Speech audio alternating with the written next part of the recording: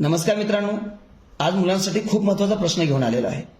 या प्रश्नाला मी महत्त्वाचा का म्हणत आहे, आपल्या मुलांना मित्रांनो 100 पर्यंतच्या मूळ संख्या आहेत, तोंडपाठ पाठ आहे।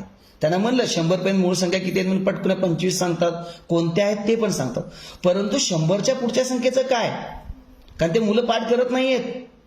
मग अशी एखादा संख्या आली समोर आपल्या, तर सोडवायची कशी? आता हाच प्रश्न पहा, 149 ही संख्या मूळ संख्या आहे किंवा नाही ते ठरवायचं आहे। मग ही संख्या मूळ आहे का नाही कसं ठरवायचं?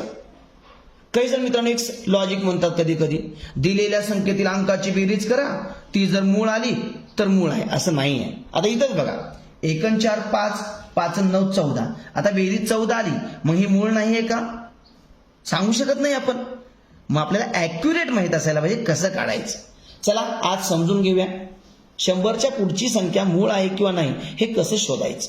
प्रथम दिलेली संख्या काय आहे बघा मित्रांनो, आपण मुलांसाठी दररोज एक गणितातल्या महत्त्वाच्या प्रश्नावर व्हिडिओ टाकत आहोत। युट्यूबवर तुम्हाला व्हिडिओ भेटतील, पहा। 149 ही संख्या मूळ आहे का नाही पाहायची आहे आपल्याला। प्रथम जी संख्या दिली आहे त्याच्या मागची जवळची मित्रांनो वर्गसंख्या प्रथम कोणती आहे बघा। 149च्या जवळची मागची बघायची आहे, पुढची बघू नका। मागची वर्गसंख्या मित्रांनो 144 आहे। 144 मागची वर्गसंख्या घ्या जवळची। आता ही संख्या जी आली ती कुणाचा वर्ग आहे बघा, म्हणजे याचे वर्गमूळ काढा। 144चं वर्गमूळ म्हणजे 144 कुणाचा वर्ग आहे बाबा? आपल्याला पाठ आहे वर्गसंख्या 30 पर्यंत। 144 12चा वर्ग आहे मित्रांनो, म्हणजे 144चं वर्गमूळ 12 आहे। मग आता आपण 12 कशासाठी काढलं, वर्गमूळ का काढलं? तर मित्रांनो आपली सोपी पद्धत आहे। कोणती पद्धत आहे?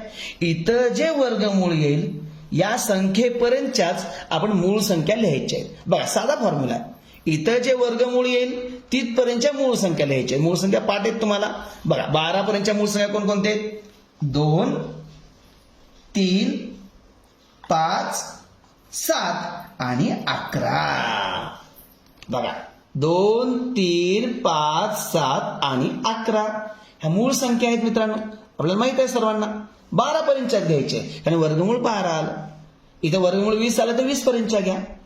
आता फक्त काय करायचं आहे, जेवढे आपल्या इथं मूळ संख्या आल्या त्यांच्यापैकी एकाही संख्येनं ह्या संख्येला जर भाग गेला तर ती मूळ होणार नाही।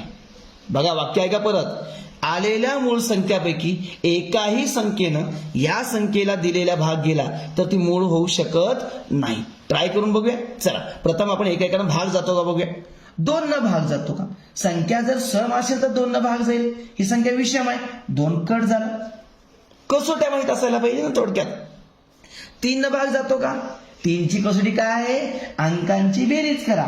1 आणि 4 5, 5 आणि 9 14, 14ला 3 ने भाग जात नाही, म्हणजे पूर्ण संख्येला जाणार नाही, एक एक कट होतो मित्रांनो। आता 5 न बघूया। 5ची कसोटी काय सांगते? एकक स्थानी 0 असावा किंवा 5 असावा, भाग जाणार इथं नाही का, 9 आहे, कट। 7ची कसोटी मित्रांनो खूप सोप्या पद्धतीने मी व्हिडिओ बनवून युट्यूबवर टाकलेला आहे, तुम्ही पहा। आता या ठिकाणी तुम्ही भागून पहा मित्रांनो कशा प्रकारे। 7 2 14, 9ला 7 1 7, बाकी उरले, भाग जात नाही, पूर्ण भाग गेला पाहिजे। 11 भागून बघा मित्रांनो, कसोटी तर खूप सोपी आहे, रांगोळीची पद्धत मी सांगितलेली आहे, ती व्हिडिओ पहा मित्रांनो। बघा 11 1 11, उरले 3 39, 39ला भाग जात नाही।